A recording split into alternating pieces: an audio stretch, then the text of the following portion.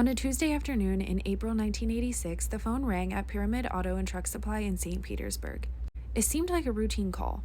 A customer at a construction site needed a drive shaft picked up. 19-year-old Jill Marie Van Wormer, the youngest of several sisters and a good kid who loved to run and help others, took the assignment. She hopped into her delivery truck and headed for the corner of 28th Street and 110th Avenue North, and vanished into a mystery that would take 4 years to even begin to unravel. Today in Unsolved, Florida, we're looking at the case of Jill Marie Van Wormer. This wasn't just a random abduction. Investigators believe that it was a calculated setup.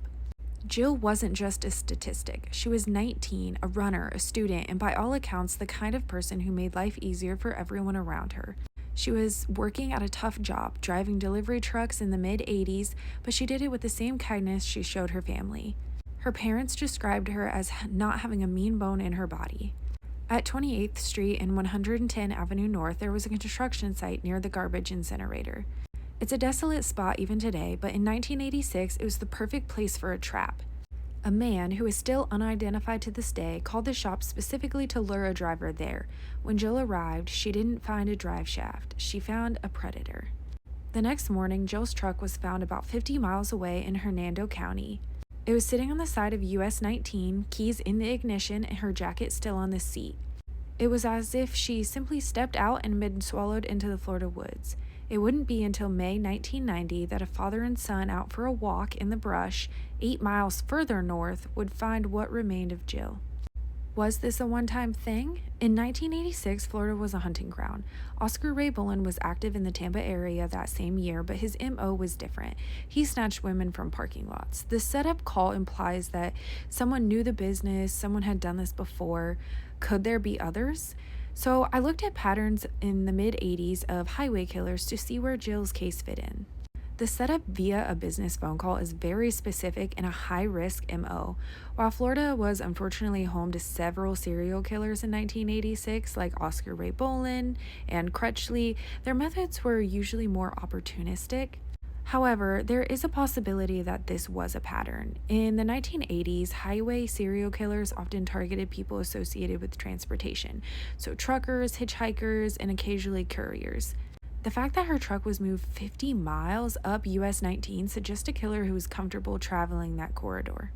Investigators often look for links to other dump site cases in Hernando County from that area, such as Yvonne Davenport, which was in 1987, 1 year after Jill, but the MOs were slightly different.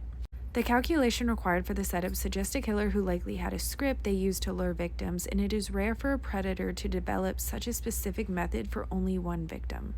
So just to recap, Jill was 19 years old and she was a delivery driver in St. Petersburg. She was kind, athletic, and a diligent student. A man called the Pyramid Auto requesting that a drive shaft be picked up from that construction site. Jill was dispatched and never returned. He did not request her, but it is likely he might have known, if he did his research, that Jill was the delivery driver and was at work that day. Her truck was found on US 19, 50 miles north of the pickup site. Her belongings, her jacket, her headphones were all inside. 4 years later, a father and son found her skeletal remains, which were only her skull and jawbone, in a wooded area in northwestern Hernando County, 8 miles away from the truck. Sadly, despite a forensic analysis at the Smithsonian, no cause of death could be determined, and the unknown male caller remains the primary person of interest. Jill's family waited 4 years to find her, and now they have waited 40 years for justice. If you have any information, no matter how small, about a man who called Pyramid Auto on April 8, 1986, please call the Hernando County Sheriff's Office.